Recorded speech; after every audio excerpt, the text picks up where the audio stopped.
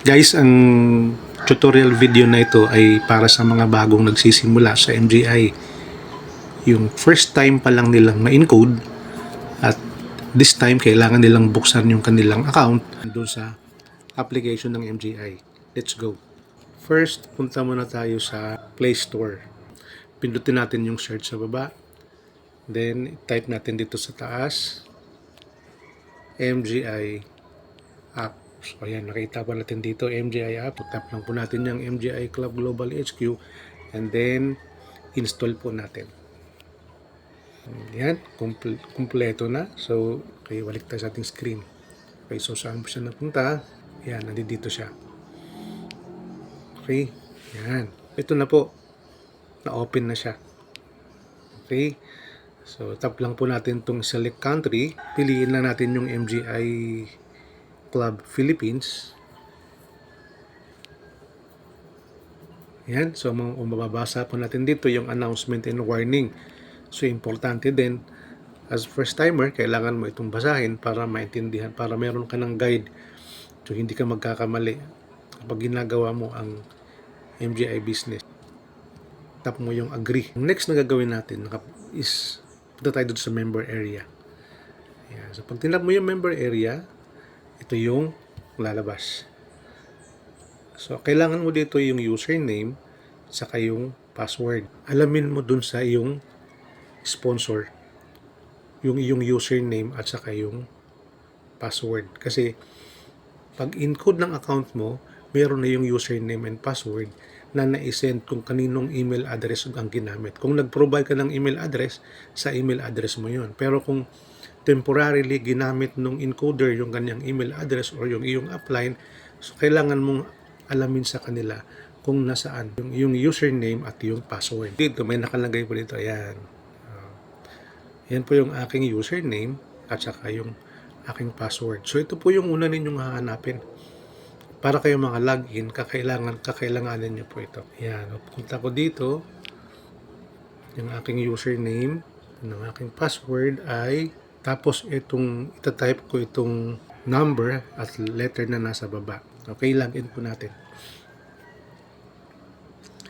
Yan. Not now muna. Isa-suggest po nyo na i-save. Not now muna. So, ayan.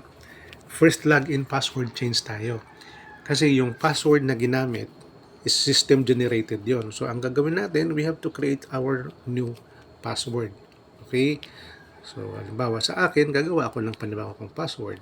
Tapos, confirm password. Okay?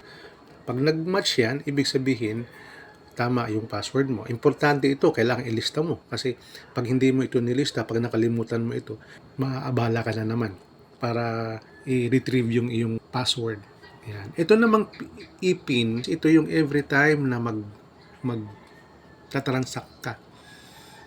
Kailangan, lalo na pag transfer mo ng iyong income, ng iyong PV, parating kailangan mo ng e-pin. Okay? So, tatandaan mo rin to, isulat mo para hindi ka magkakaproblema in the future. Confirm mo ulit.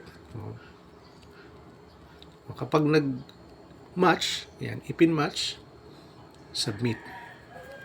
Okay? So ngayon, okay na change mo na yung password, tsaka ka babalik ulit sa login page. Okay? Lalagin ka ulit. Gamit na yung bagong password. Okay? So, balik ka ulit dun sa member area. Then, i-type mo yung username, yung password, yan, and then i-type mo ulit itong letter na nandito. Okay? So, by this time, pwede mo na siya ngayon i-save. After mo maka-login, ayan, makikita nyo po itong Code of Ethics. Direct Sale Business Policy of Mega Gloriang International. So, pwede nyo po itong basahin. Ayan. So, pwede nyo pong paglaanan ng time ito para basahin. Mahaba po ito. Hanggang 28 pages po yan. Pero worth it po na binabasa ito dahil ito po yung magbibigay sa inyo ng first enhanced knowledge ninyo habang ginagawa ninyo itong business. Yan, babasahin nyo po yan hanggang sa pinaka-bottom. After, pag natapos nyo naman po itong basahin, Ayan. Pag nabasa nyo po ito lahat hanggang 28 pages, ayan, i-click nyo lang po itong box sa ilalim and then accept nyo po. Ayan. Or pwede nyo rin pong i-download yon para anytime na gusto ninyong basahin, mababasa ninyo. Okay, so ito na po, ayan na po yung inyong account. So para makita ninyo yung inyong wallet. So ito po yun ha. First thing first, tignan nyo yung wallet. Tap nyo lang po itong logo. Yan. Pag tinap nyo po yung logo and then scroll nyo po pababa, yan, ito na po yung inyong wallet. Yan. So 0 pa. Wala pa pong laman ito kasi wala pa naman, kakasali pa lang. Pag meron po kayong income, 50% po ng income ninyo ay papasok dito sa e-wallet. Yung cash wallet, wala pang laman yan. 30% ng iyong income ay papasok sa registration wallet at 20% ay papasok sa redemption wallet. A total of 100%. Okay? Ang next na gagawin ninyo is pag-aralan yung system. Itap mo lang itong tatlong guhit sa taas and then makikita nyo na dito yung profile, tapos edit profile. So pwede nyo pong palitan yung contact number. Kasi for example, yung contact number dito ay minsan ang ginagamit na contact number ay contact number ng sponsor or minsan naman yung email address din. So kailangan mo yan palitan.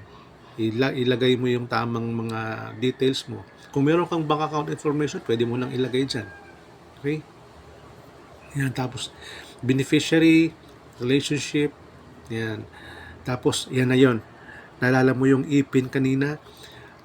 Para ma-update mo ito, kailangan mong i-type yung e-pin. Punta ka ulit dito sa tatlong guhit. So nakikita mo dito mayroong registration. Gagawin mo pag-aaralan ng lahat ito.